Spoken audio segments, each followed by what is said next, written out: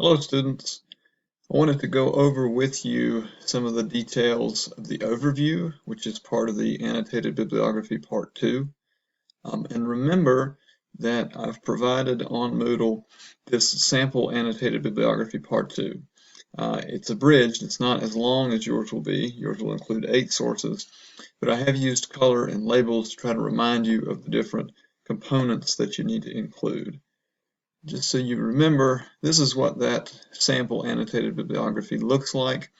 And I want to talk specifically in this screencast about this overview portion here at the very beginning that is highlighted with a blue color. So the document I'm going to show you now will be on Moodle soon, probably at the same time I post this screencast. And it just contains a few things for you to think about, a few goals you should have in mind, things that you want that overview to accomplish. So in some ways, the overview is an introduction. It is the first thing your readers will see, and so you need to make sure that that overview brings them up to speed, explains that the document is an annotated bibliography, introduces your topic, as well as the research question or some version of your research question that you used as you were looking for sources about a particular topic. And so for each of these components, for each of these goals, I provided an example based on the readings we've been completing. So you can certainly take a look at those examples, but I'm not going to read them in this screencast. So along with actually introducing the document and the topic in your research question, your overview also needs to do a little bit of classification. So you've got 8 sources that you're going to work with, and it's really important to make some sort of large division, maybe establish 2 large categories in the overview so that your readers, so that your audience won't be focused on 8 individual sources, but will sort of right away think about the patterns that might exist within those sources. So again, I've included an example to show you just exactly what I mean. So take a look at that as you think about your sources and as you analyze how they relate to your topic. Look for some way to divide them into at least 2 groups.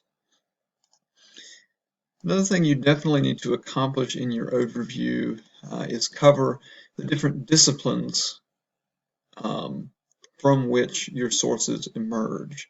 So there are some specific requirements on the assignment sheet that relate to which divisions and disciplines you need to include and how many. And this overview is the first place, it's not the only place, but it is the first place that you should make that information clear. Let readers know, for example, if many of your sources come from the natural sciences, but a few also come from the humanities. Go ahead and include that in your overview. And then here's the last thing to think about. Sometimes the only thing people will read is an introduction or an overview. I'm going to grade your assignment, so I'll read all of every single one. But you need to get in the habit of assuming that not everybody's going to read every word of what you write.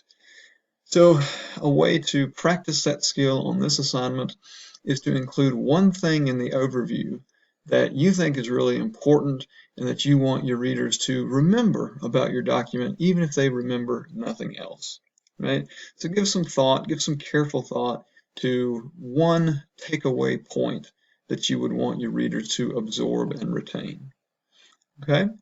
So that's just a little bit of information about how to approach that overview and the things that I'll be looking for when I grade your annotated bibliography. If you have questions, please send them to me by email, or even better, use that Q&A forum on Moodle, and that way I can direct other folks with the same question to the answers there. I hope you are all doing well. I do miss getting to interact with you in person, but this is the reality we have, and so we'll do the best that we can, and we'll continue to work hard. All right, take care. Bye.